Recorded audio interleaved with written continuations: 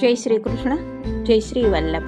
રાધે કૃષ્ણ સત્સંગમાં આજે કમલતાઈ એવં કમલ મંડળીનો મનોરથ વિશે જોઈશું. પણ તે પહેલાં આપ રાધે કૃષ્ણ સત્સંગમાં જોડાવા માંગતા હોય તો લાઈક કરજો, શેર કરજો અને સબસ્ક્રાઈબ કરજો, જેથી આવતા નવા તમામ પ્રસંગો આપના સુધી પહોંચી શકે. આપણા પૃષ્ટિ પ્રભુ શ્રી ઠાકોરજીને કમળ ખૂબ જ સોહાય છે. આ વાત શ્રી યમુના મૈયા સારી રીતે જાણતા હતા.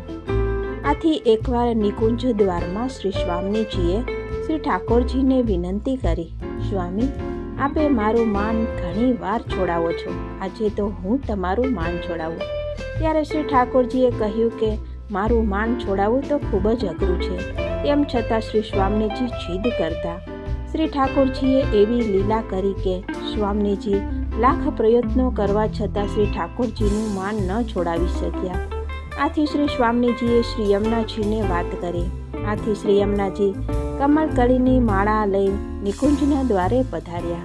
શ્રી ઠાકોરજીએ યમુનાજી કમળકળીની માળા લઈને પધારતા જોઈને મંદ મંદ હાસ્ય સાથે શ્રી યમુનાજીને ભેટે છે.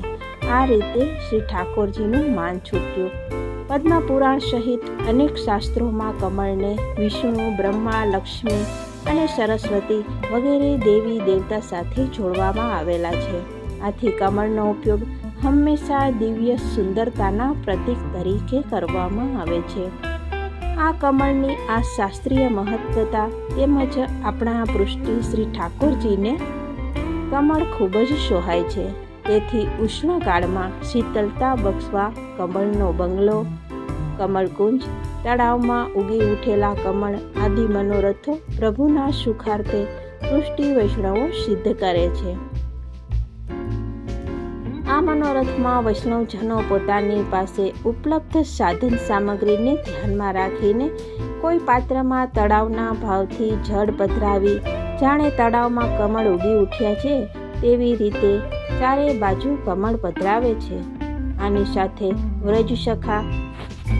વ્રજ સખીઓ શ્રી ઠાકોરજીને કમળના પુષ્પ અને માળા અંગીકાર કરાવે છે તેવી ભાવના કરવામાં આવે છે.